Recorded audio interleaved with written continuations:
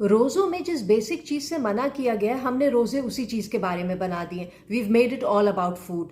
जो हम इफ्तारी से खाना शुरू करते हैं तो सेहरी तक ठूंसते ही रहते हैं।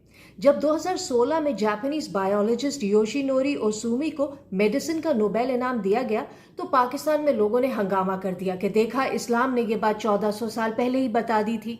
योशिनोरी ने साबित किया था कि किस तरह महीना भर रोजा रखने से जिस्म में मौजूद खतरनाक वायरस और बैक्टीरिया खत्म हो जाते हैं। जिस्म के अंदरूनी सेल्स के स्ट्रक्चर्स में सारा साल जो टूट फूट होती है वो ठीक हो जाती है। रोजा रखने से नए सेल्स बनते हैं, सेहत अच्छी होती है और उम्र लंबी होती है। इसीलिए सदियों से रोजों को तवील उम्री से जोड़ा जाता रहा है। यहां तक हमारे मतलब की बात थी तो हमने खूब इसका ढंढोरा पीटा। योशिनोरी ने इससे आगे जो कहा वो हम इग्नोर कर गए। उन्होंने ये भी कहा कि रोजे का फायदा उसी वक्त होता है जब हम इस दौरान मामूल से कम खाना खाएं, पागल ना हो जाए खा खा कर। यही बात हम सुनना नहीं चाहते। ज्यादा खाने से जिस्म ओवरलोड हो जाता है, नए सेल्स नहीं बन सकते, पुराने सेल्स जिस्म के अंदर गलते सड़ते रहते हैं और बीमारियां बनाते, कैंसर बनाते। इस्लाम भी यही कहता है कि रमजान में सिंपल खाओ और कम खाओ, लेकिन हमें तो जैसे हुड़क हो जाती खाने की। इसी वजह से गरीबों के बच्चे रोज़ा नहीं रख पाते। वो समझते हैं रोज़े का मतलब है इफ्तारी में तरह तरह की डिशेस हों तभी रोज़ा होता है। अब बेचारा गरीब आदमी कहाँ से लाइए सब रोज़ रोज़। हम अपना ओवर ईटिंग का गिल्ट मिटाने के लिए रमज़ान आते ही राशन तकसीम करना शुरू कर देते हैं। पूरे महीने की ज़कात रमज़ान में निकालते हैं कि जी 70 गुना सवाब मिलेगा।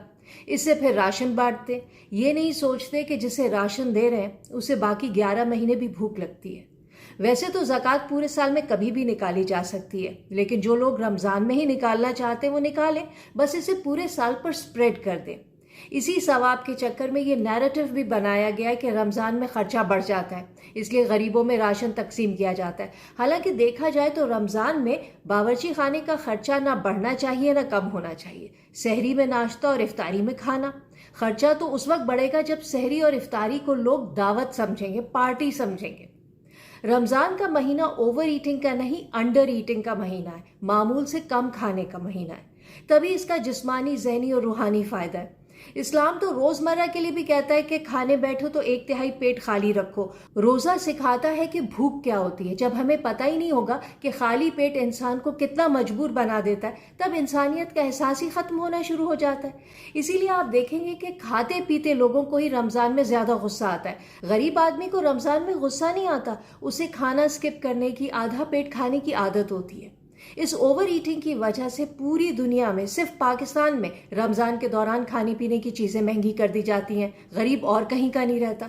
जब उनसे कहो कि जो चीज महंगी है उसका 2-3 दिन बाइकआउट करो तो लोग कहते हैं कि यही तो महीना है जिसमें हम फल फ्रूट खाते हैं या हमारे बच्चे जिद करते हैं। तो भाई तुम्हारे अपने ही बच्चे हैं ना, रोको उन्हें, मना करो, समझाओ कि समाजी बेहतरी के लिए, ग्रेटर गुड के लिए अगर 2-4 दिन फल नहीं खाओगे तो कुछ नहीं होगा, सेहत ही अच्छी होगी।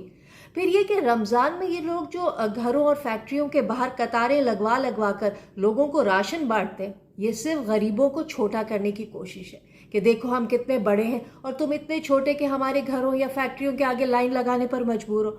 हमने तो सुना था ज़कात सदका ऐसे दो कि दूसरे हाथ को पता ना चले। यहाँ तो मस्जिदों से ऐलान होता है, अखबारों में तस्वीरें लगती हैं। ऐसी हरकतें सबसे ज़्यादा रमज़ान में होती हैं, सबसे मुबारक और बाबरकत महीने में। तो प्लीज रमजान को बताए हुए तरीके से गुजारें, सिंपल बनाएं। दूसरों के लिए ना सही, अपने जिस्म को रीसेट करने के लिए, अपनी लंबी उम्र के लिए रोजों को नॉर्मलाइज करें।